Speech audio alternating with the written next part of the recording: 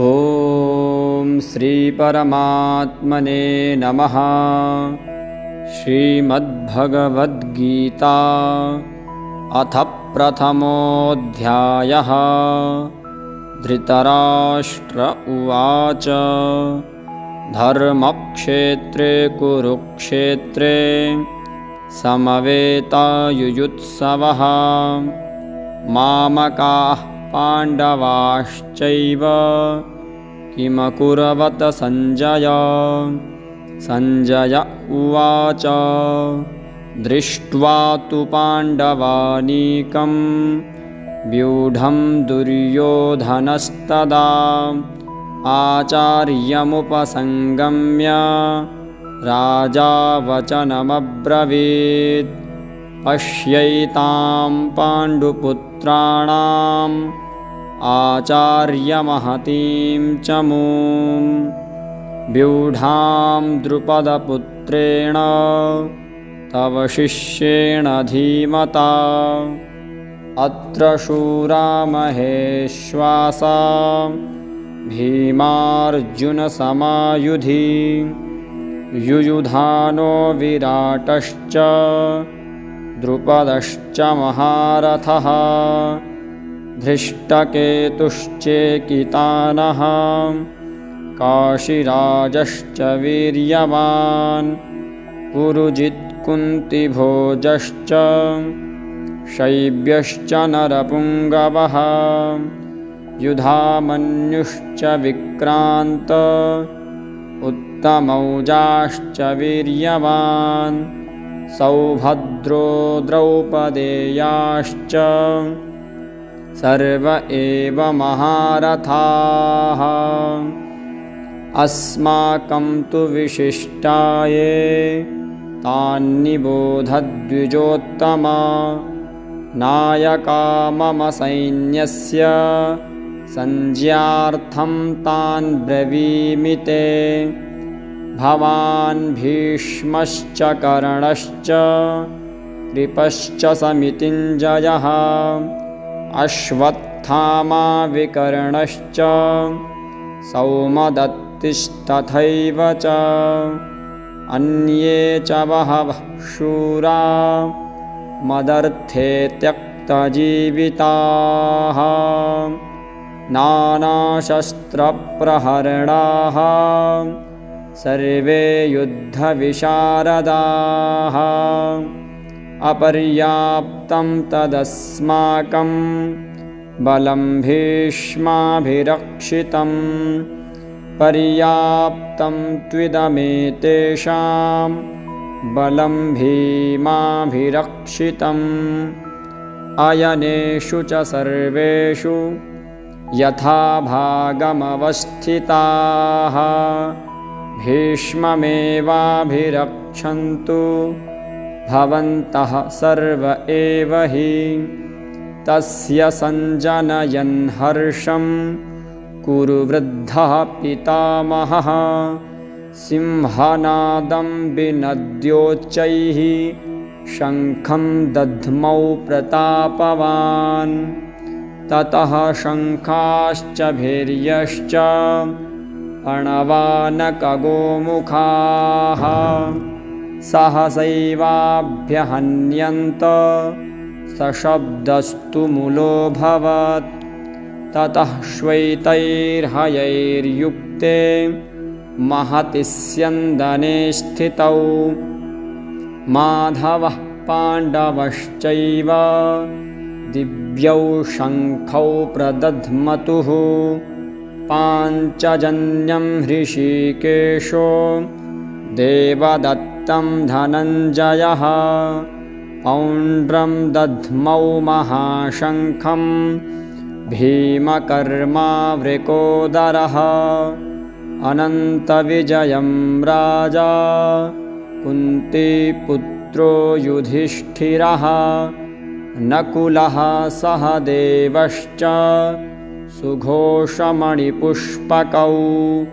काश्यश्च परमेश्वासः शिखण्डी च महारथः धृष्टद्युम्नो विराटश्च सात्यकिश्चापराजितः द्रुपदो द्रौपदेयाश्च सर्वशः पृथिवीपते सौभद्रश्च महाबाहुः शङ्खान् दध्मुः पृथक् पृथक् सघोषोधार्तराष्ट्राणां हृदयानि व्यदारयत् नभश्च पृथिवीं चैव तुमुलो व्यनुनादयन् अथ व्यवस्थितान् दृष्ट्वा धार्तराष्ट्रान् कपिध्वजः प्रवृत्ते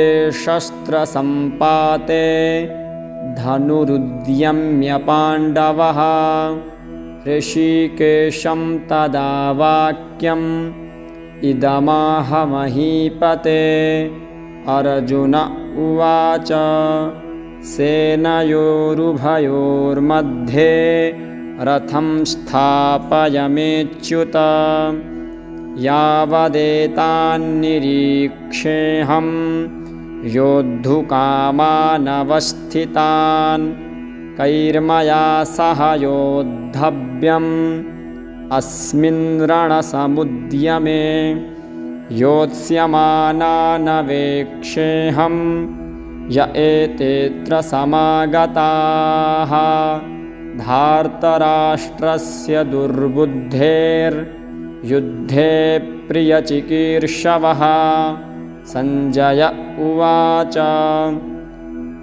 एवमुक्तो ऋषिकेशो गुडाकेशेन भारत सेनयोरुभयोर्मध्ये स्थापयित्वा रथोत्तमं भीष्मद्रोणप्रमुखतः सर्वेषां च महीक्षिताम् उवाच पार्थ पश्यैतान् समवेतान् कुरूनिति तत्रापश्यत्स्थितान् पार्थः पितॄनथ पितामहान् आचार्यान् मातुलान् भ्रातॄन् पुत्रान् पौत्रान् सखींस्तथा श्वशुरान् सुहृदश्चैव सेनयोरुभयोरपि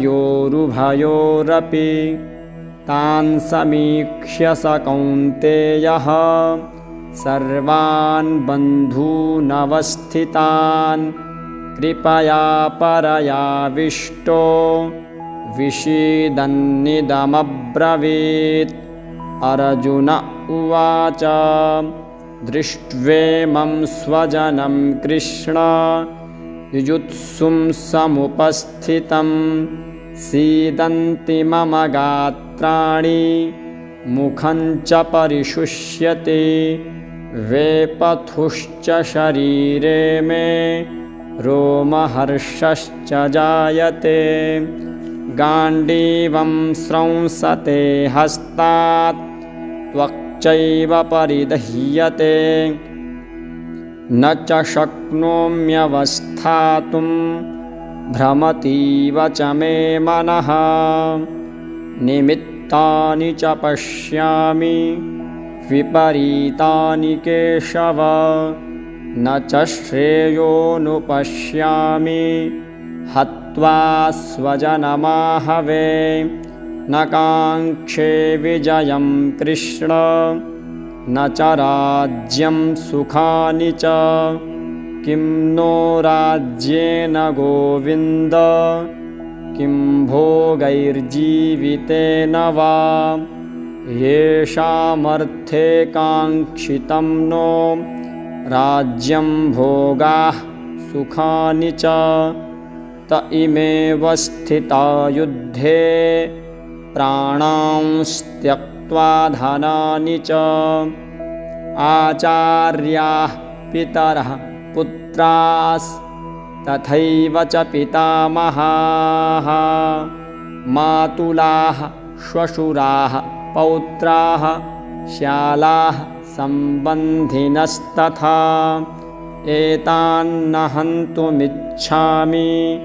घ्नतोऽपि मधुसूदन अपि त्रैलोक्यराज्यस्य हेतोः किं नु महीकृते निहत्य धार्तराष्ट्रान्नः का प्रीतिः स्याज्जनार्दन पापमेवाश्रयेदस्मान् हत्वैतानाततायिनः तस्मान्नार्हा वयं हन्तुं धार्तराष्ट्रान् स्वबान्धवान् स्वजनं हि कथं हत्वा सुखिनः स्याम माधव यद्यप्येतेन पश्यन्ति लोभोपहतचेतसः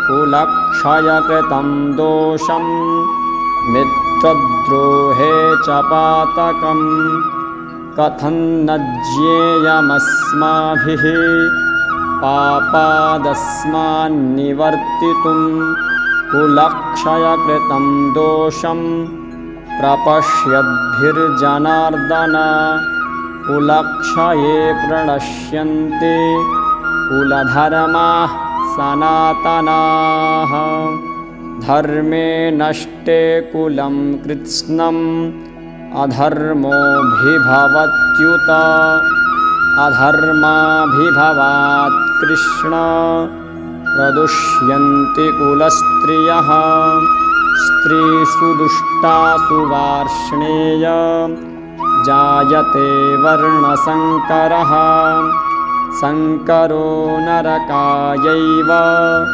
कुलघ्नानां कुलस्य च पतन्ति पितरो ह्येषां लुप्तपिण्डोदकक्रियाः तोषैरेतैः कुलघ्नानां वर्णसङ्करकारकैः उत्साद्यन्ते जातिधर्माः कुलधर्माश्च शाश्वताः उत्सन्नकुलधर्माणां मनुष्याणां जनार्दन नरके नियतं वासो भवतीत्यनुशुश्रुम अहो बत महत्पापं कर्तुं व्यवसिता वयं यद्राज्यसुखलोभेन हन्तुं स्वजनमुद्यताः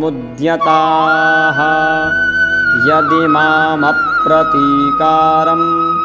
अशस्त्रं शस्त्रपाणयः धार्तराष्ट्रारणे हन्युस्तन्मे क्षेमतरं भवेत् सञ्जय उवाच एवमुक्त्वार्जुनः सङ्ख्ये रथोपस्थ उपाविशत् विसृज्य सशरं चापं शोकसंविघ्नमानसः ॐ तत्सदिति श्रीमद्भगवद्गीतासूपनिषत्सु ब्रह्मविद्यायां योगशास्त्रे श्रीकृष्णार्जुनसंवादेऽर्जुनविषादयोगो नाम प्रथमोऽध्यायः।